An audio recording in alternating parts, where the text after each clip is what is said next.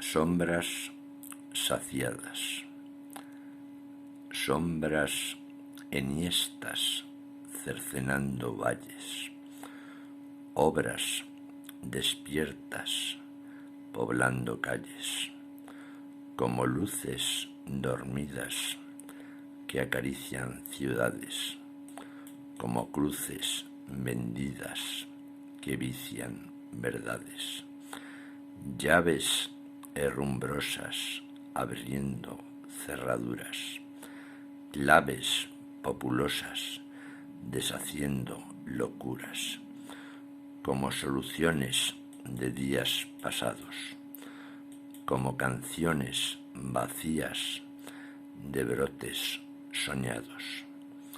Quisiera esperar noches escandalosas, pudiera poblar derroches con esposas, entre haciendas nunca entendidas, como contiendas nunca emprendidas.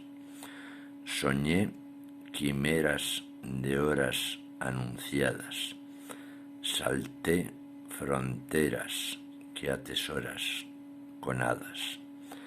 1000 veces quise imaginar conciencias, con creces quise saciar inmanencias, donde sueños atesoran rendiciones, entre empeños que valoran situaciones. Textos de Miguel de Asens.